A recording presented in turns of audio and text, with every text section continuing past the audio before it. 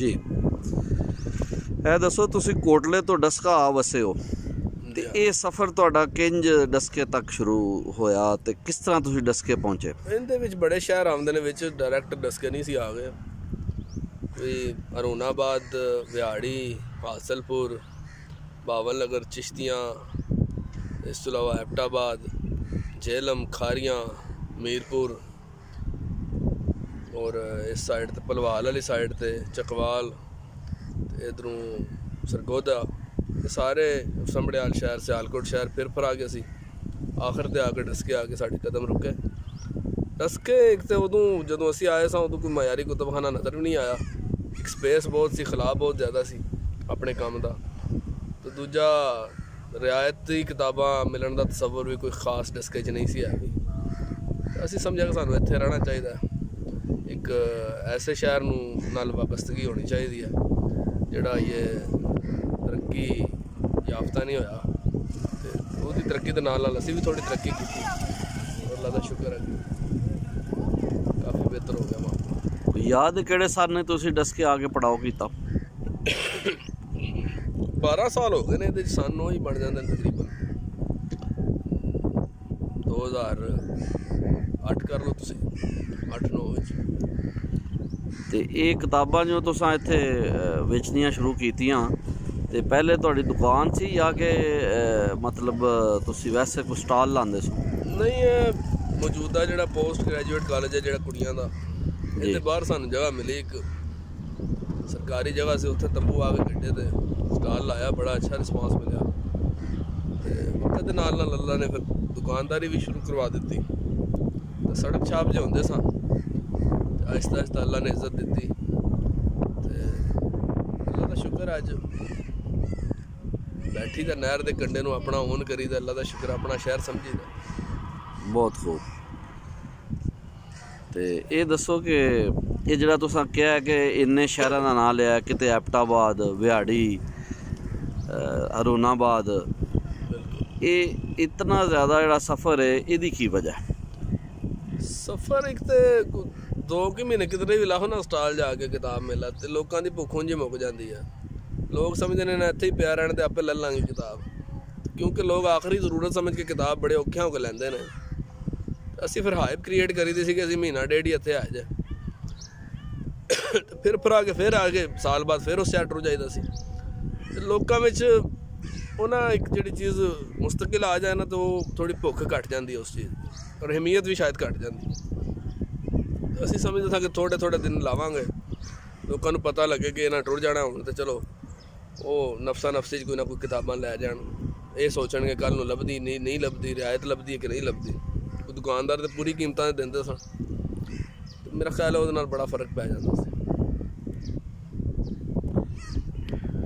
ਤੇ ਇਹ ਦੱਸੋ ਕਿ ਇਹ ਜਿਹੜਾ ਤੁਸੀਂ ਦੁਕਾਨ ਵੱਲ ਆਏ, ਸਟਾਲ ਪਹਿਲੇ ਲਾਉਂਦੇ ਸੋ, ਫਿਰ ਤੁਸੀਂ ਦੁਕਾਨ ਬਣਾ ਲਈ, ਤੇ ਇਹਦੇ ਵਿੱਚ ਤੁਹਾਨੂੰ ਕੀ ਮੁਸ਼ਕਲਾਤ ਪੇਸ਼ ਆਈਆਂ ਇਸ ਦੁਕਾਨ ਤੱਕ ਦੇ ਸਭ? ਮੁਸ਼ਕਲਾਤ ਇਹ ਨੇ ਕਿ ਦੁਕਾਨਦਾਰੀ ਕਿਉਂਕਿ ਮੁਸਤਕਿਲ ਕੰਮ ਹੈ, ਇੱਥੇ ਗਾਹਕ ਦਾ ਬੜਾ ਹੱਡੀਆਂ ਚੁੱਕ ਕੇ ਇੰਤਜ਼ਾਰ ਕਰਨਾ ਪੈਂਦਾ। ਸਟਾਲ ਤੇ ਹੁੰਦਾ ਸੀ ਕਿ ਤੰਬੂ ਲੱਗੇ ਹੁੰਦੇ ਸਨ, ਲੋਕਾਂ ਵਾਸਤੇ ਇੱਕ ਨਵੀਂ ਚੀਜ਼ ਹੁੰਦੀ ਸੀ, ਤੇ ਉਹ ਲੋਕਾਂ ਦਾ ਪਤਾ ਨਹੀਂ ਅੱਜ ਹੈ ਨੇ ਕੱਲ੍ਹ ਨਹੀਂ ਹੋਣਗੇ। ਉਹੀ ਜਿਹੜੀ ਪਹਿਲੇ ਮੈਂ ਗੱਲ ਕੀਤੀ, ਦੁਕਾਨਦਾਰੀ ਬਹਰਹਾਲ ਇੱਕ ਬੜਾ ਮੁਸਤਕਿਲ ਮਿਜ਼ਾਜ ਬੰਦੇ ਦਾ ਕੰਮ ਹੈ, ਬੜੀ ਠੰਡੀ ਕਰਕੇ ਖਾਣੀ ਪੈਂਦੀ ਇਹਦੇ 'ਚ।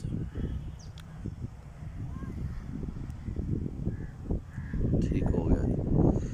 ਤੇ ਇਹ ਦੱਸੋ ਕਿ ਤੁਹਾਡਾ ਕਿਹੜਾ ਐਸਾ ਸਾਲ ਹੈ ਇਸ ਕੰਮ ਦੇ ਵਿੱਚ ਕਿ ਜਿਹਨੂੰ ਤੁਸੀਂ ਕਹਿ ਸਕਦੇ ਹੋ ਕਿ ਜਿਹਦੇ ਵਿੱਚ ਖਾਸ ਤੁਹਾਨੂੰ ਇਹਦੇ ਵਿੱਚ ਤਰੱਕੀ ਮਿਲੀ ਤੇ ਤੁਸੀਂ ਇਹ ਫੀਲ ਕੀਤਾ ਕਿ ਮੈਨੂੰ ਇਹ ਕੰਮ ਜਾਰੀ ਰੱਖਣਾ ਚਾਹੀਦਾ? ਗੱਲ ਇਹ ਹੈ ਕਿ ਇੱਕ ਬਤਦਰੀਜ ਅਮਲ ਹੈ, ਕਿਸੇ ਇੱਕ ਸਾਲ ਨੂੰ ਅਹਿਮੀਅਤ ਦੇ ਕੇ ਬਾਕੀ ਸਾਲਾਂ ਦੀ ਅਹਿਮੀਅਤ ਜਿਹੜੀ ਹੈ ਨਾ ਉਹ ਨਹੀਂ ਘੱਟ ਕੀਤੀ ਜਾ ਸਕਦੀ। ਤੇ ਬਤਦਰੀਜ ਜਿਹੜਾ ਵੀ ਕੰਮ ਮੇਰਾ ਖਿਆਲ 'ਚ ਹੁੰਦਾ ਹੈ, ਉਹਦੇ ਵਿੱਚ ਕਈ ਸਾਲ ਜਿਹੜੇ ਨੇ ਉਹ ਆ ਜਾਂਦੇ ਨੇ, ਹਰ ਸਾਲ ਦੀ ਆਪਣੀ ਅਹਿਮੀਅਤ ਹੁੰਦੀ ਹੈ।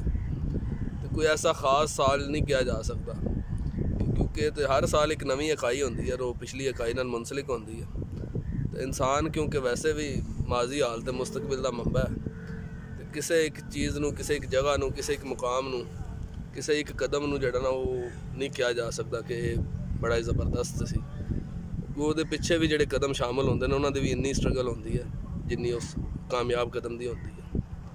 ਤੇ ਬਸ ਮੇਰਾ ਨਜ਼ਰੀਆ ਇਹ ਹੈ ਕਿ ਕਿਸੇ ਵੀ ਖਾਸ ਸ਼ਕਲ, ਚੀਜ਼, ਮੁਕਾਮ, ਲਮਹੇ ਨੂੰ ਤੁਸੀਂ ਨਹੀਂ ਕਹਿ ਸਕਦੇ ਕਿ ਇਹ ਬਹੁਤ ਹੀ ਆਲਾ ਜਾਂ ਕਮਾਲ ਹੈ। ਉਹਦੇ ਪਿੱਛੇ ਕਈ ਲਮਹੇ, ਕਈ ਸਦੀਆਂ, ਕਈ ਚੀਜ਼ਾਂ ਮੁੰਸਲਿਕ ਹੁੰਦੀਆਂ। ਤੁਸੀਂ ਆਪਣੇ ਇਸ ਕੰਮ ਨੂੰ ਹੁਣ ਅੱਗੇ ਕਿੱਥੋਂ ਤਾਈਂ ਲੈ ਕੇ ਜਾਣਾ ਚਾਹੁੰਦੇ ਹੋ? ਤਾਜ਼ਾ ਤਰੀਨ ਤੇ ਮੇਰਾ ख्वाब और ख्याल यही है कि कुरान मरकज़ कायम किया जाए डस्के विच, और वो कम अज़ कम पहले ज़िले तो डिवीजनल लैवल तो काम होवे, और कुरान की तदरीज, उसकी तरक्की, उसकी तरवीज से काम किया जाए, और लोगों को कुरान फहमी जिन्नी आएगी तो ऑबवियसली वो किताब फहमी भी उन्नी शामिल होएगी। तो कुरान के करीब किया जाए, दुनिया की सब तो सच्ची किताब उन्होंने ज़ाहिर उसका प्रचार किया जाए और उसकी अहमियत को उजागर किया जाए और उसदे काम किया जाए। आप भी पढ़िया जाए और लोगों भी इस चीज़ के सबब पैदा किए जान के लोग पढ़न।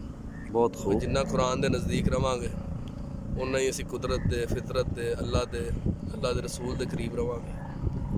एक जज्बाती ख्वाबनाक कोई चीज़ नहीं है, भी एक मिशन है हर मुसलमान ते फ़र्ज़ है। असी भी किसी टाइम कोई लम्हा साढ़े ते भी इंज दा गालिब आ जाता जिहदे विच कोशिश करी दी है कि जांदे जांदे कोई आखरत ही सवार जाए। ये दसो कि बहुत सारे बंदे ऐसे ने कि वो कारोबार नूं सिर्फ कारोबार समझते हैं, उन्हां दा कोई होर कोई मुहर्रक नहीं हुंदा कि वो कोई इहनूं कोई इबादत समझन या इहदा कोई अदबी ज़ौक नहीं रखते। मैं बहुत सारे बुक सैलर्स नूं मिलिया तो जो उन्होंने गल करी कि वो बस कारोबारी हवाले नाल ही वेखते हैं। तुसीं अपने इस काम नूं किस तरह वेखते हो? देखो जी, कारोबार का असूल तो यही है कि 2 + 2 4 होंदे ने, क्योंकि जज्बात अगर अगे आ जाएंगे या अदब के हवाले नाल अगर हसासीयत अगे आ जाएगी तो असी किसी को भी कोई 4 पैसे कमाने 10 बारी सोचांगे जी भी पता नहीं असी इहदे नाल ज़्यादती तो नहीं कर रहे। हसास तबा जरूर होना चाहिए, लेकिन यह है कि कारोबारी भी इंसान होना बहुत जरूरी है, क्योंकि जी मुआशी तरक्की जी है ना, उसका तल्लुक इंसान को कारोबारी असूलों के तहत ही अगे जाने ते मजबूर करता। लेकिन मैं क्योंकि अज़ल तो कारोबारी ना साबित हो सकिया ना हो सकिया, तो बस शक्ल वेख के ही तरस आ जाता कई बार किसी कस्टमर को ना भी पैसे होने तो किताब दे दी दी है। बहुत खूब। कोई कदे भी किताब दे विच पैसे हायल नहीं होए मेरे कुतबखाने कि किसी को किताब लैने कोई मुश्किल है तो मैं किताब दे के भेजी है, भावें मैं किसी दोस्त का तरला करके ओदी कंट्रीब्यूशन करवा दी है, भावें अपनी जेब तो कर देती है। गो के कारोबारी असूलों तो इंतहाई मुनाफी असूल है, लेकिन बहरहाल कुतब फरोश हाँ तो 4 किताबां पढ़ लियाँ तो ज़्यादा मामला फिर गालिब आ गया अपने दिल से। यानी तुसीं ये समझते हो कि सिर्फ ये कारोबार नहीं बल्कि तुहाडा एक नज़रिया भी ये शामिल कि लोगों को किताबों वाल लिया जाए, उन्होंने एक तरबियत का मौका फराहम किया जाए, तो तुसीं इत्ते यकीन रखते हो? ਇਹਦੇ ਤੇ भी यकीन रखी है, लेकिन मेरी रोटी अव्वल तो मैं आउंदा भी यही काम है ना। सब तो बड़ा मसला यह है मैंने तो होर कोई काम आता ही नहीं, तो सब तो पहली मजबूरी तो है कि मेरे को होर कोई काम होता ही नहीं। दूसरा मामला, अगर सो कॉल्ड बंदा अगर जज्बाती होकर गल करे कि मैं इन्हूं इबादत समझ के करना, तो शायद मतलब कहने की हद तक लोग बड़े कारोबारों के बारे कहते हैं। बहरहाल कारोबार नूं कारोबार ही रहना चाहिए, नेक नामी नाल बंदा करता रहे, अगे वधदा रहे, वड्डे बोल ना बोले, जो है सो है, दुनिया फैसला करेगी या वो 4 मुंडे फैसला करेंगे जो तुम छड़ के आवेंगे अगां तक बहुत तुसी इबादत की है या कारोबार किया। ਤੇ ਜਿਹੜਾ ਤੁਹਾਡਾ ਅਦਬੀ ਜ਼ੌਕ ਤੁਹਾਡੇ ਅੰਦਰ ਮੌਜੂਦ ਹੈ, ਤੁਸੀਂ ਕਿਹਾ ਕਿ ਮੈਨੂੰ ਬਚਪਨ ਤੋਂ ਹੀ ਅਦਬ ਦੇ ਨਾਲ ਲਗਾਓ ਸੀ, ਕੁਝ ਉਸ ਬਾਰੇ ਦੱਸੋ ਕਿ ਅਦਬੀ ਜ਼ੌਕ ਦੇ ਵਿੱਚ ਤੁਸੀਂ ਕਿਹੜੀ ਕਿਤਾਬਾਂ ਤੋਂ ਗੁਜ਼ਰੇ ਹੋ ਕਿ ਇਸ ਜ਼ੌਕ ਦੇ ਨਾਲ ਜਿਹੜਾ ਤੁਹਾਡਾ ਇਹ ਪਾਇਆ ਜਾਂਦਾ ਸੀ, ਇਹ ਬਾਈ ਬਰਥ ਸੀ ਜਾਂ ਕਿ ਬਾਅਦ ਵਿੱਚ ਤੁਹਾਡੇ ਅੰਦਰ ਡਿਵੈਲਪ ਹੋਇਆ? ਬਾਈ ਬਰਥ ਤੇ ਇਨਸਾਨ ਥੋੜੀ ਜਿਹੀ ਫਹਿਮ ਲੈ ਕੇ ਆਉਂਦਾ, बाकी मुआशरत तो सीखता है, वो ऑब्जरवेशन किस माहौल परवरिश पाता है, वह बड़ा किरदार होता है। अंदर तो सब का खाली हो आंदा या वो 4 लफ्ज़ जोड़े पिछों माँ प्यो की तरगीब की वजह लैके आंदा, उन्होंने दिलचस्पी के नाल। तो मेरी नज़र बस यही है कि किताब नाल वाबस्तगी किताब पढ़ने वाली होंदी है। दादकियां का माहौल मुनासिब सी, नानकियां किताब की ज़्यादा ਉਹਦੇ ਵਿੱਚ ਦਿਲਚਸਪੀ ਮੌਜੂਦ ਸੀ ਤੇ ਚਲੋ ਕਦੇ ਕਦੇ ਨਾਨਕੇ ਜਾ ਕੇ ਤੇ ਕਿਤਾਬਾਂ ਪੜ੍ਹਨ ਨੂੰ ਵਾਹਵਾ ਲੱਭ ਜਾਂਦੀਆਂ। ਕੁਝ ਕਿਤਾਬਾਂ ਕੁਝ ਨਾਵਲ ਨੇ ਜ਼ਿੰਦਗੀ 'ਚ ਬੜਾ ਮੁਤਾਸਰ ਕੀਤਾ। ਉਹਦੇ 'ਚ ਰਹੀਮ ਗੁਲ ਦੀ ਕਿਤਾਬ ਜन्नत की तलाश शामिल है, झूठे रूप दे दर्शन एक राजा अनवर की किताब शामिल है। कोई नज़रियाती तौर पर भी मैं शायद इन्होंने दो किताबों के गुंझल फस के रह गया कि किताब कहते रहे कि 3-4 महीने अपना असर नहीं छड्डदी, लेकिन कुछ किताबां मेरा ख्याल है कवर तक असर रखदियां ने अपने। तो वो किताबों का बड़ा असर होंदा इंसान की जिंदगी विच, उहदे किरदार विच या उहदे नज़रिए विच। लिहाजा हर किताब एक अलग नज़रिया रखती है, लेकिन तुहाडे ते गालिब कोई कोई किताब आती है जिहड़ी तुहाडे मिजाज के मुताबिक होती है, या तुसीं अपने मिजाज नूं उस किताब विच ढाल लैंदे हो, कुछ तो होंदा। ਤੁਸੀਂ ਦੱਸੋ कि ਕਿਹੜੇ ਮੁਸੰਨਫ ਕੋਲ ਤੁਸੀਂ ਜ਼ਿਆਦਾ ਮੁਤਾਸਰ ਹੋ? ट्रैवलॉग्स तो पढ़े मुस्तनसर हुसैन तारड़ साहब दे, ते मैं अर्ज़ की कि रहीम गुल तो मैं शदीद मुतासर होया। एक कोई तखलीक बहुत है मेरे वास्ते। वो किताब पढ़ना भी बार बार हाँ, बेचता भी बहुत ज़्यादा वहाँ। मेरा ख्याल है हर बंदे नूं जन्नत की तलाश ज़रूर पढ़नी चाहिए है। जिहड़ा अपने अदब विच दिलचस्पी होने का दिल मतलब दावा करता है ना, उन्होंने रहीम गुल की जन्नत की तलाश जरूर पढ़नी चाहिए। तो तारड़ साहब को तुसी किस तरह मुतासर हो? तारड़ साहब के सफ़रनामे जनाब वो जदों टीनेजर सां उदों ही बड़े अट्रैक्ट करते सन। सफ़रनामे सानू बहुत कुछ मिल जाता सी माशाअल्लाह, बड़ी दिलचस्पी के अमूर सन। और मेरे वैसे जैसे रंगीन मजाज बंदे नूं तो बहुत कुछ मिल जाता सी। कुछ ना कुछ उन्होंने सफ़रनामे चों काफ़ी रोशन करना जड़ियाँ ने उस मिट्टियाँ ने, उसकी वजह ना मेरा हल्का अहबाब भी काफ़ी वधिया। लोग भी मिले जिहड़े उन्हां नाल मुहब्बत करने वाले लोग सन। उस तनावर दरख्त की छां च आके मॉडल टाउन बह जाते सन, थल्ले कदे भी असीं भी बह जाते सन, तो सानू भी कोई ना कोई। और अल्लाह का शुक्र है कि मेरी बानो कुदसी आपा नाल मुलाकात जिहड़ी सी वो बड़ी मेरे वास्ते हैरान कुन सी। कुछ अदीबां नाल मुलाकात जिहड़ियां ने वो उन्हां दा असर भी शख्सियत ते गालिब होया। ते बस कि तुसी आप भी लिखते हो? कदे कदाई कलम कुशाई कर ली दी है, बस वो शौकिया तौर पर। अपने आप नूं अदीब या शायर होने का दावा तो नहीं किया जा सकता, लेकिन जो ऑब्जरवेशन मुआशरे तो लभी काफ़ी रदीफ की जिहड़ी है जालम किस्म की असूल दे मुहावरा भी असी कुछ ना कुछ लिख दईदा, क्योंकि तखय्युल मंजूम हो जाए तो शायद मेरा ख्याल है अगर मजबूत होवे तो उहदे वास्ते शायद इन्हां असूलों की ज़रूरत भी नहीं रहिंदी। लेकिन बहरहाल इंसान नूं ग्रामैटिकली चलना चाहिए। लेकिन बहरहाल शौकिया तौर पर मैं किहड़ा कोई जो दिल च आया मन च ख्याल आया उन्होंने तहरीर किया, दोस्तों च पहुँचाया, किधरे तारीफ मिली किधरे तनकीद मिली, मतलब चलता रहा। मैं किहड़ा कोई कुछ मतलब है कि अपनी ज़ात का मफाद चाहिए, बस अपने दिल की तस्कीन वास्ते। मेरा लिखना बहुत ज़रूरी है इंसान की ज़िंदगी में। अगर असी लिख ना सकीए तो शायद अद्धे पागल तो असी उंज ही होने, तो अद्धे वो भी हो जाइए अगर ऐसे ख्यालात नूं तहरीर ना कर सकीए। अपने अंदर गुंजल पा के बेहतर है ज़िंदगी नूं मज़ीद मुश्किल बना तो इंसान लिखना शुरू कर दे। कुछ भी लिखे लेकिन लिखना चाहिए इंसान। जिहड़े ख्याल तुहाडे ज़हन च आंदे ने उन्हां नूं लिखना शुरू कर दो, ताकि उन्हां दी जगह नए ख्याल तुहाडे ज़हन च आण और बंदा उन्हां नूं लिखदा जाए। हर लेखक इंज ही बनदा है, हर शायर हर सूफी इंज ही इसे दौर तो जी। असी गलबात अगे टोर रहे हैं तो साडे नाल मौजूद ने अज दे उचेचे परौने। अज दी इस बैठक कूक पाकिस्तान कूक दे उचेचे परौने जनाब माजिद मुश्ताक साहब। दुनिया इन्हों चिरागे डस्का के नाम नाल जानती है, क्यों जे इन्होंने अपने किताब मरकज़ के जरिए लाहौर किताब मेले के जरिए इलम का नूर इत्थे फैलाया है डस्का के अंदर। हुण पूरे पंजाब च इन्हां दा एक नाम है। असी मज़ीद इन्हां दे नाल गलबात करांगे। अच्छा जी, सानू इस बारे कोई दस पाओ कि जिहड़ा तुसां तखलीकी सफ़र शुरू किया है लिखाई अल अमली तौर पर तुसां कुछ लिखिया है, तुहाडी कोई तहरीर जिहड़ी तुहानूं याद होए जिहड़ी सब तो पहलां तुसां लिखी जिन्हें तुहाडे ते बड़ा असर भी छड्डिया होवे?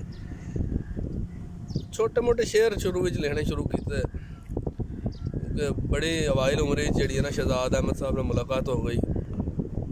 ਔਰ ਅਮੀਨ ਆਸਮ ਸਾਹਿਬ ਮੇਰੇ ਉਸਤਾਦ ਮੁਹਤਰਮ, ਉਹਨਾਂ ਦੀ ਗੁਰਬਤ ਨੇ ਕੁਝ ਥੋੜ੍ਹਾ ਜਿਹਾ ਜ਼ੋਕ ਦਿੱਤਾ। ਸੂਰਾ ਸਦਫ ਸਾਹਿਬਾਂ ਨਾਲ ਬੜੀ ਪੁਰਾਣੀ ਮੁਲਾਕਾਤ ਮੌਜੂਦ ਸੀ, ਜ਼ੇਨ ਸਾਜ਼ੀ ਵਿੱਚ ਉਹਦਾ ਵੀ ਅਮਲ ਦਖਲ ਆਇਆ ਵਾ। ਬਸ ਇਹ ਕੁਛ ਅਬਾਸ ਤਾਬਿਸ਼ ਸਾਹਿਬ ਨਾਲ, ਸ਼ਾਹਿਦ ਜ਼ਕੀ ਸਾਹਿਬ ਨਾਲ, ਮਤਲਬ ਕੁਛ ਨਾ ਕੁਛ ਰਸਮਨ ਰਵਾਇਤਨ ਮੁਲਾਕਾਤਾਂ ਕੁਝ ਨਾ ਕੁਝ ਹੁੰਦੀਆਂ ਰਹੀਆਂ। ਐਜ਼ ਅ ਬੈਸੀਅਤ ਤਾਲਬ ਇਲਮ ਹੀ ਅਸੀਂ ਮਿਲਦੇ ਰਹੇ ਉਹਨਾਂ ਨੂੰ। ਉਹਦੇ ਵਿੱਚ ਕੁਛ ਨਾ ਕੁਛ ਜ਼ਾਹਿਰ ਜਿਹੜੀਆਂ ਮਹਿਫਲਾਂ ਅਸੀਂ ਬਚਪਨ ਵਿੱਚ ਜਾਂ ਅਵਾਇਲ ਉਮਰ 'ਚ ਅਟੈਂਡ ਕੀਤੀਆਂ ਹੁੰਦੀਆਂ, ਉਹਨਾਂ ਦੇ ਨਕਸ਼ ਜਿਹੜੇ ਨੇ ਇਨਸਾਨ ਦੀ ਜ਼ਿੰਦਗੀ 'ਚ ਮੌਜੂਦ ਰਹਿੰਦੇ ਨੇ। ਉਹ ਵੱਡਿਆਂ ਹੋਣ ਤੱਕ ਵੀ ਇਨਸਾਨ ਆਪਣਾ ਅਸਰ ਛੱਡੇ ਰੱਖਦੇ ਨੇ। ਕੁਛ ਨਾ ਕੁਛ ਲਿਖਣਾ ਪੜ੍ਹਨਾ ਜਿਹੜਾ ਜਾਰੀ ਰਿਹਾ ਵੈਸੇ। ਤੇ ਇਹ ਦੱਸੋ, ਜਿਹੜੀਆਂ ਤਹਿਰੀਰਾਂ ਤੁਸੀਂ ਲਿਖੀਆਂ ਨੇ ਉਹਨਾਂ ਦੇ ਵਿੱਚੋਂ ਕੋਈ ਐਸੀ ਤਹਿਰੀਰ ਜਿਹੜਾ ਤੁਸੀਂ ਸਮਝਦੇ ਹੋਵੋ ਕਿ ਜਿਹਨੇ ਤੁਹਾਨੂੰ ਲਿਖਣ ਦੇ ਦੌਰਾਨ ਵੀ ਬੜਾ ਅਸਰ ਪਾਇਆ ਹੋਏ ਔਰ ਉਹ ਤੁਹਾਡੇ ਉੱਤੇ ਬਹੁਤ ਜ਼ਿਆਦਾ ਉਹਨੇ ਅਸਰ ਛੱਡਿਆ ਹੋਏ, ਕੋਈ ਤਹਿਰੀਰ ਜਿਹੜੀ ਤੁਹਾਨੂੰ ਯਾਦ ਹੈ ਇਸ ਟਾਈਮ? ਨਹੀਂ, ਉਹ ਤਾਂ ਬਸ ਪੰਜਾਬੀ ਦਾ, ਕਿਉਂਕਿ ਵੈਸੇ ਤਾਂ ਉਰਦੂ 'ਤੇ ਵੀ ਕੰਮ ਕਰੀਦਾ, ਲੇਕਿਨ ਕਿਉਂਕਿ ਪੰਜਾਬੀ ਦੀ ਇੱਕ ਪ੍ਰੋਗਰਾਮ ਅਸੀਂ ਰਿਕਾਰਡ ਕਰ ਰਹੇ ਹਾਂ ਅਤੇ ਪੰਜਾਬ ਵਿੱਚ ਹੀ ਬੈਠੇ ਹਾਂ। ਧੀਆਂ ਭੈਣਾਂ ਦੇ ਹਵਾਲੇ ਨਾਲ ਮੈਂ ਕੋਈ ਰੁਖਸ ਦੀ ਟਾਈਪ ਇੱਕ ਚੀਜ਼ ਲਿਖੀ ਹੈ ਤਾਜ਼ਾ ਤਰੀਨ ਜੀ। ਉਹ ਅਗਰ ਮੈਂ ਜੀ ਮੌਕਾ ਮਿਲੇ ਤਾਂ ਮੈਂ ਜੀ ਇਰਸ਼ਾਦ।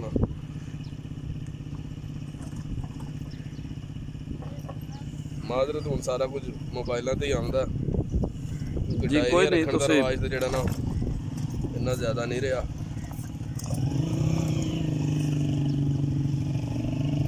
ਕੋਈ ਗੱਲ ਨਹੀਂ, ਤੁਸੀਂ ਟੈਕਨੋਲੋਜੀ ਦਾ ਇਸਤੇਮਾਲ ਕਰੋ ਤੇ ਸਾਨੂੰ। ਨਹੀਂ, ਮੈਂ ਟੈਕਨੋਲੋਜੀ ਦਾ ਇੰਨਾ ਕਾਇਲ ਨਹੀਂ ਬੇਸਿਕਲੀ। ਅੱਛਾ। ਲੇਕਿਨ ਕਿਉਂਕਿ ਮਜਬੂਰੀ ਹੈ, ਡਾਇਰੀ ਹਰ ਕੋਈ ਬੰਦਾ ਫਰੋਲ ਲੈਂਦਾ, ਮੋਬਾਈਲ ਦੇ ਪਾਸਵਰਡ ਲੱਗ ਜਾਂਦੇ ਨੇ, ਲਿਹਾਜ਼ਾ ਤੁਹਾਡੀ ਜ਼ਾਤੀ ਜ਼ਿੰਦਗੀ ਜਿਹੜੀ ਹੈ ਮਹਿਫੂਜ਼ ਰਹਿੰਦੀ ਹੈ। ਇਸ ਮੁਆਸ਼ਰੇ 'ਚ ਵੈਸੇ ਵੀ ਸੂਹ ਲੈਣ ਵਾਲੇ ਬੜੇ ਹੁੰਦੇ ਨੇ ਜੀ, ਤੇ ਬਚ ਕੇ ਰਹਿਣਾ ਚਾਹੀਦਾ। ਔਰ ਮੈਸ਼ਰ ਦੇ ਜਿਹੜੇ ਮਿਲਣੇ ਨੇ ਤੁਹਾਨੂੰ ਸੱਜੇ ਖੱਬੇ ਹੱਥ 'ਚ, ਇਹ ਨਾ ਹੋਵੇ ਤੁਹਾਨੂੰ ਇੱਥੇ ਕੋਈ ਪੜਾ ਦੇ ਤੁਹਾਨੂੰ ਤੁਹਾਡੇ ਨਾਮਾ ਮਾਲ।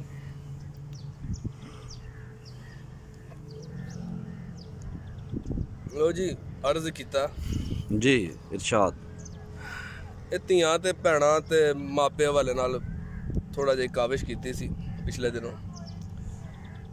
ਸ਼ਾਮ ਪਈ ਤਾਂ ਵੀਰ ਦੇ ਸੁਪਨੇ ਹੰਝੂਆਂ ਵਾਂਗ ਡਗੇੜੇ, ਭੈਣਾਂ ਦੀ ਲੱਖ ਆਵਾਜ਼ ਤੇ ਜਿਹੜੇ ਹਿੱਲੇ ਕਦੀ ਨਾ ਵਿਹੜੇ। ਵਾਹ। ਡੀਗਰ ਵੇਲਾ ਭਰੀ ਜਵਾਨੀ ਘੋੜੀ ਬਹਿ ਕੇ ਆਇਆ, ਲਾੜਾ ਵੋਟੀ ਸਾਕ ਨਿਭਾਵਣ ਬੂਹੇ ਆਣ ਖਲੋਤਾ। ਜੰਝ ਦੀਆਂ ਆਵਾਜ਼ਾਂ ਜਾਂਝੀ ਸਾਰੇ ਹਾਸੇ ਖੇਡੇ ਜਿਹੜੇ, ਕੱਖ ਦੀ ਕਸਮੇ ਕੌਣ ਪਛਾਣੇ ਸਾਕ ਤਾਂ ਉਬੜ ਕਿਹੜੇ।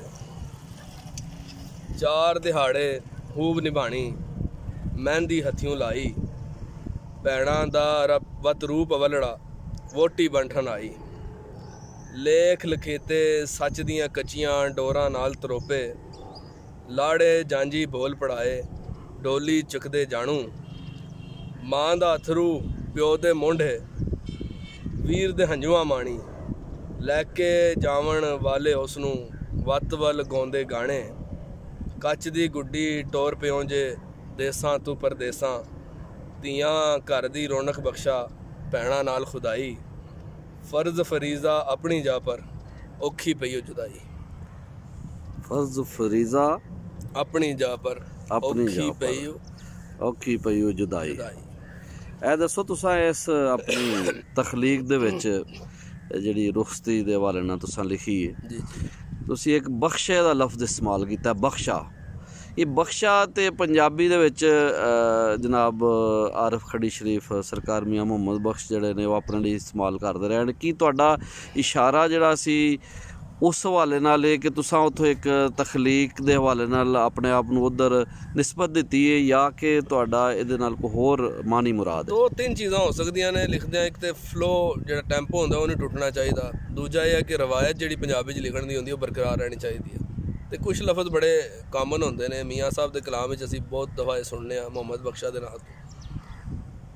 ਸੱਚ ਬੋਲਾਂਗਾ ਤਾਂ ਇਮਦਾਦੀ ਲਫ਼ਜ਼ ਦੇ ਤੌਰ 'ਤੇ ਯੂਜ਼ ਕੀਤਾ ਸੀ, ਉਹਦੇ ਵਿੱਚ ਤਨਕੀਦ ਵੀ ਹੋਈ, ਲੇਕਿਨ ਇਹ ਹੈ ਕਿ ਮੀਆਂ ਸਾਹਿਬ ਨਾਲ ਨਿਸਬਤ ਜਿਹੜੀ ਹੈ, ਅਗਰ ਇਮਦਾਦੀ ਲਫ਼ਜ਼ ਵੀ ਇਸਤੇਮਾਲ ਹੋਇਆ ਹੈ ਤੇ ਲੇਕਿਨ ਕਿਉਂਕਿ ਮੀਆਂ ਸਾਹਿਬ ਦਾ ਕਲਾਮ ਅਗਰ ਪੜ੍ਹਿਆ ਸੀ ਤਾਂ ਉਸ ਨਿਸਬਤ ਨਾਲ ਹੀ ਸਾਹਮਣੇ ਜ਼ਹਿਨ ਵਿੱਚ ਆਇਆ। ਮੇਰਾ ਖਿਆਲ ਹੈ ਮੇਰੇ ਲਈ ਇਜਾਜ਼ ਸਮਝੋ ਕਿ मतलब एक ऐसे सूफी का कलाम और उन्होंने जिस तरह कह लो कि सामने आ गया मेरे ना वो इस्तेमाल हो गया। बाकी कहने वाले कुछ भी कह सकते हैं। अपनी जी नज़रिया सी अपना मामला सी वो ही कि आया तो मुहम्मद बख्श के नाम तो ही है। बहुत वधिया जी। असल गल है जी कि जिहड़ा किसी भी चीज़ के पिछोकड़ दे विच जिहड़ा असर पाया जाता है, मैं समझना वा जिहड़ी तुसीं गल कर रहे हो एक रूहानी वारदात है। तो जो बंदा कोई लिख रहा होंदा है वो अपनी कोशिश नाल नहीं लिख रहा होंदा। बिल्कुल जी, कोशिश नाल तो लिखा जा भी नहीं सकता। वो क्योंकि एक तखलीक होंदी है और तखलीक दा तल्लक रब दा खास करम होंदा है। तो मियाँ मुहम्मद बख्श साहब फरमाते ने कि जिस दिल अंदर इश्क ना रचिया कुत्ते उस तो चंगे, मालक दे घर राखी कर दे साबर भुखे नंगे। तो देखो ये सारी इश्क दी आवाज़ है जिहड़ी को तखलीक दे अंदर पाई जाती है। हुण मैं तुहानूं इस सवाल नाल एक ज़ाती सवाल करना चाहांगा, तुहानूं कदी इश्क होया है जिंदगी दे अंदर? मुहब्बतां ते कहंदे ने कई हो गईयां ते इश्क इक्को ही होया, यानी काफ़ी जरखेज़ जारी और सारी है ज़मीन दे तुसीं सफ़र कीता इस हवाले नाल। इश्क तो बगैर ते जिंदगी कोई नहीं जी, कख नहीं है इंसान। ते इश्क ने तुहानूं नकम्मा बनाया या कि कारआमद कर दिता? नहीं, नकम्मा ही बनाया, कारआमद कित्थे करदा जी। इश्क ते लुट लैंदा हर चीज़, नफी करवा दिंदा मतलब अपनी साहां दी, अपनी धड़कनां दी, अपने कदमां दी, अपनी बिदाई दी। ते मेरा ख्याल है इश्क नकम्मा ही बनाता है। इश्क च कामयाबी फिर इश्क नहीं सी है भी, कुछ होर ही सी। लोगों का ये आखना है कि जिहड़ा इश्क चाहे मजाजी होवे ते भावें हकीकी होवे वो ये बंदे नूं तखलीक वल लै जांदा है। तुसीं समझदे हो कि जिहड़ा ये सफ़र है बंदे दा ਇਹਦੇ ਵਿੱਚ इश्क ਦਾ बुनियादी ਜਿਹੜਾ किरदार है वो तुसीं भी इस चीज़ ਨੂੰ तस्लीम करदे हो? मतलब इश्क विच जो तुसीं कीता होएगा ਉਹਦਾ ਤੁਸੀਂ ਰਿਗਾਰਡ ਨਹੀਂ ਮਿਲਣਾ ਕੋਈ, ਜਾਂ ਤੁਸੀਂ ਚਾਹੁੰਦੇ ਨਹੀਂ ਕੁਝ ਕਿ ਮੈਨੂੰ ਕੁਝ ਕਿਸੇ ਤੇ ਇਹਸਾਨ ਨਹੀਂ ਕੀਤਾ ਇਸ਼ਕ ਕਰਕੇ।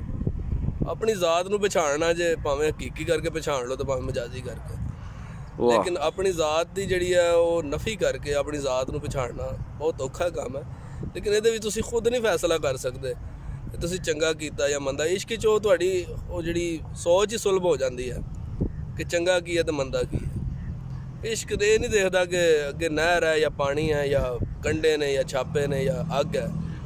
इश्क तो टोरी रखता है। और असल इश्क यही है कि तुम्हें एहसास भी ना हो कि तुम किहड़ियां दरियावां नूं लंघ के आ गए हो, किहड़ी अग तुसीं पार कर ली है। यानी कि पैर सड़ते हैं तो इश्क तुहानूं महसूस नहीं करांदा कि पैर सड़ते हैं, या धुप्प पैंदी पई है तो इश्क तुहानूं उस एहसास लै ही नहीं जाता कि शिकर दोपहरे तुसीं टुरी जांदे पे हो। इश्क की अपनी मंजिल होंदी है और इश्क का अपना मिजाज होता है, ਉਹਦੀ ਆਪਣੀ ਕੈਫੀਅਤ ਹੁੰਦੀ ਹੈ। ਤੇ ਇਹ ਦੱਸੋ ਕਿ ਜਿਹੜਾ ਤੁਸੀਂ ਲਿਖ ਰਹੇ ਹੋ ਅੱਜ ਕੱਲ੍ਹ ਔਰ ਤੁਸੀਂ ਸੋਸ਼ਲ ਮੀਡੀਆ ਦੇ ਹਵਾਲੇ ਨਾਲ ਵੀ ਕਾਫੀ ਮਰੂਫ ਰਹੇ ਹੋ ਔਰ ਹੁਣ ਵੀ ਤੁਹਾਡਾ ਇੱਕ ਨਾਮ ਹੈ ਸੋਸ਼ਲ ਮੀਡੀਆ ਦੇ ਉੱਤੇ, ਚਾਹੇ ਉਹ ਬਜ਼ਮੇ ਦੀਆ ਦੀ ਸ਼ਕਲ ਦੇ ਵਿੱਚ ਹੋਵੇ ਤੇ ਭਾਵੇਂ ਤੁਸੀਂ ਆਪਣੀ ਜ਼ਾਤੀ ਆਈਡੀ 'ਤੇ ਵੀ ਲਿਖਦੇ ਰਹੇ ਹੋ, ਭਾਵੇਂ ਉਹ ਸਿਆਸਤ ਹੋਵੇ, ਮੁਆਸ਼ਰਤ ਹੋਵੇ, ਮਜ਼ਾਹ ਹੋਵੇ, ਤੁਸੀਂ ਕੁਝ ਨਾ ਕੁਝ ਲਿਖਦੇ ਰਹਿੰਦੇ ਹੋ। और ये दसो लिखदे आया तुहानूं ज़ाहिर है तुसां उर्दू च भी लिखिया है, माँ बोली पंजाबी दे हवाले नाल कोई दसो कि तुहानूं जो तुहां पंजाबी च लिखिया है तुहानूं इधर ख्याल किंज आया पंजाबी वाल लिखण दा? ये अपने आप टुर पए हो या कि तुहानूं अपनी माँ बोली दे नाल एक खास तलक सी या निस्बत सी? माँ बोली जी एक ते तुहाडे अंदर दी आवाज़ हुंदी है, दूजा ये कि ख्याल दा ਦੀ ਪਹਿਲੀ ਜ਼ੁਬਾਨ ਮਾਂ ਬੋਲੀ ਹੁੰਦੀ ਹੈ, ਸੋਚ ਦੀ ਪਹਿਲੀ ਜ਼ੁਬਾਨ ਵੀ ਮਾਂ ਬੋਲੀ ਹੁੰਦੀ ਹੈ, ਪਰ ਅਸੀਂ ਬੜੀ ਮਿਹਨਤ ਕਰਕੇ ਉਹਨੂੰ ਦੂਜੀ ਜ਼ੁਬਾਨਾਂ ਵਿੱਚ ਕਨਵਰਟ ਕਰਨੇ ਹਾਂ ਔਰ ਉਹਦਾ ਹੁਸਨ ਆਪਣਾ ਵੀ ਖੁੱਸ ਜਾਂਦਾ ਉਹਦੇ ਵਿੱਚ। ਲੇਕਿਨ ਮੇਰਾ ਖਿਆਲ ਹੈ ਮਾਂ ਬੋਲੀ ਜਿਹੜੀ ਹੈ ਨਾ, ਇਨਸਾਨ ਉਹਦੇ ਨਾਲ ਕੁਛ ਵੀ ਕਰ ਲਵੇ, ਜਿੰਨੀ ਮਰਜ਼ੀ ਤਰੱਕੀ ਕਰ ਲਵੇ ਸੋਸ਼ਲ ਇਖਲਾਕੀ ਮੁਆਸ਼ੀ ਮਾਸ਼ਰਤੀ, ਲੇਕਿਨ ਮਾਂ ਬੋਲੀ ਨਾਲ ਉਹਦੀ ਵਾਬਸਤਗੀ ਜਿਹੜੀ ਹਮੇਸ਼ਾ ਕਾਇਮ ਰਹਿੰਦੀ ਹੈ। ਲਿਹਾਜ਼ਾ ਇਹਦਾ ਬੜਾ ਅਮਲ ਦਖਲ ਹੈ और ये वाल लियाण तुहाडा अपना बड़ा मैनू मोटिवेट करने बड़ा अमल दखल है। तुहाडे अपने प्रोग्रामां जाना आना रहा, बहुत कुछ सीखने को मिला। तो माँ बोली पंजाब के नाँ तो जोड़े भी वारदातां तुसीं पाईयां ने वो साडे ते असर कीतियां ने, और वह कुछ असर यह भी है कि असीं कुछ ना कुछ लिखना भी शुरू कर दिता। नहीं तो पहले पंजाबी मैं शायद ही किधर कलम कुशाई की हो, लेकिन जो कीती है तो मेरा पंजाबी का जो दोस्त अहबाब जोड़े ने वो कहते हैं कि ज़्यादा फ्रूटफुल और ज़्यादा वर्थफुल चीज़ है। मेरा ख्याल है माँ बोली नाल वाबस्तगी जी इंसान काफ़ी हद तक इंसान बनाती है और हकीकत के करीब तक लै जाती है। तुसी आप कौन हो तुहानू पहचान देंदी है। मेरा ख्याल इस तो वड्डी गल ही कोई नहीं। ठीक हो गया जी। तो दसो यह दसो तुसी जिहड़ा तुसी कूक पाकिस्तान कूक दे पंजाबी इकट्ठां दे विच आंदे रहे हो, पंजाबी दे ये इकट्ठ जिहड़े ने तुसी की समझदे हो ये लोकां दी तरबियत लई किस हद तक मुफीद साबित होए ते इन्हां ने किन्ना कु किरदार अदा किया लोकां नू पंजाबी दे वल लियाण वास्ते? देखो जी ये जिहड़े इस तरह के प्रोग्राम होंदे ने बवाई का काम करते हैं। कोई एक प्रोग्राम भी जिंदगी आ जाए वो दिल की जी फसल होती है वो एक बीज बो दिता तो वो किस टाइम केड़ी फसल बन के निकले ये तो खुद भी अंदाज़ा नहीं होएगा। बूटा लाने वाले भी नहीं पता होएगा कि की बनेगा की नहीं। जिवें कोई दरख्त असीं लगे अज देखने केड़ी सदी च कौन ला गया सानू तो नहीं पता, लेकिन उसकी छां नाल कौन मुस्तफीद हो रहा है तो सानू पता। वाह जी वाह। तो लिहाजा मैं हाल तुसीं बूटे लांदे रहे हो लांदे पे हो तो बीज की बुआई विच उस तो बाद की होना है वो बीज जाने तो वो जमीन जाने वो फसल जाने। मेरा ख्याल है बीज बोना सब तो वड्डी चीज़ है। बीज ही नहीं बोवांगे तो फसल कितों पकेगी। किसी सदी का बीज जड़ा किसी सदी दी नस्लां इस्तेमाल करदियां ने फसल की सूरत। मेरा ख्याल है बड़ा जरूरी है।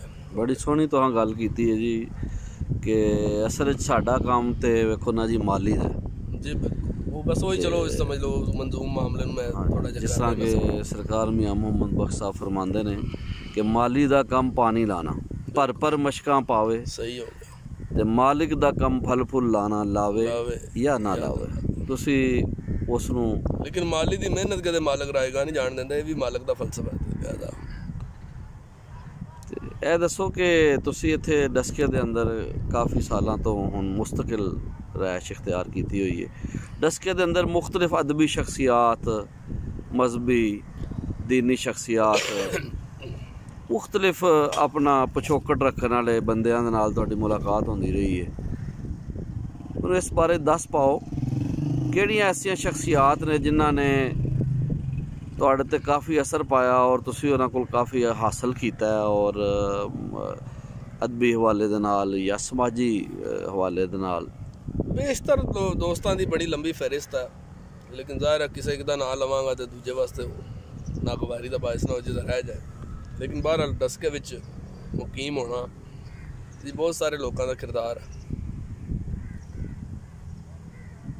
प्रोफैसर इसहाक नईम साहब जोड़े ने डिग्री कॉलेज के प्रोफैसर ने जी काफ़ी उन्होंने मुहब्बत शामिल रही। पंजम भायन मेरे बड़े भायन का दर्जा रखते हैं मेरे लिए जी। पंजम यूसुफ खान साहब मेरा ख्याल है मेरी इत्थे मौजूदगी बल्कि जो चार लफ्ज़ मैं बोलने सीख रहा हाँ ये भी उन्होंने बड़ा मतलब कॉन्फिडेंस देने का हलाशारी देने का एक बड़ा बड़ा नाम है। बहुत वधिया। मेरे तो जो उन्होंने दस्ते शफकत है बड़ा अहम और अहमियत का अमल है। फिर इशरत हुसैन अंसारी साहब ने आसफ भट्टी साहब ने ज़हीर अब्बास साहब ने शाह साहब ने चौधरी नदीम साहब ने बेशुमार ऐसे लोग ने जोड़े हल्का यारां में शामिल होंदे गए। कोशिश यही सी कि सब तू कुछ ना कुछ फ़ायदा लिया जाए और अल्लाह का शुक्र है सारे मेरे तो किसी हद तक मुतमईन भी ने तो खुश भी ने। सब तो वड्डी गल तुसां जिहड़ी आ गल कीती ना कि सारे तुहाडे तो मुतमईन ने ते अक्सर ये वेख्या गया है कि मुतमईन होना ही तो बड़ी औखा पैंदा है। तुसां इन्हां लोकां नूं मुतमईन रखिया मैं समझना है तुहाडी बड़ी वड्डी कामयाबी है। तो इन्ने ज़्यादा मुख्तलिफ नज़रियात वाले लोगों को लैके चलना बहुत औखा काम है। तो तुसी इहनूं फिर किस तरह मैनेज किया? आम जुबानी वेखो तो मुनाफकत ही होएगी वैसे अगर आम मनफी हाँ जो सोचे तो। लेकिन मेरा ख्याल है कि लोगों को आसानियाँ दे के अपने आप को क्लीयर रख के गलत बयानी तो बगैर अगर बंदा ज़िंदगी गुजारे और झूठी तारीफ ना करे किसी की तो मेरा ख्याल काफ़ी दूर तक चले जा सकता।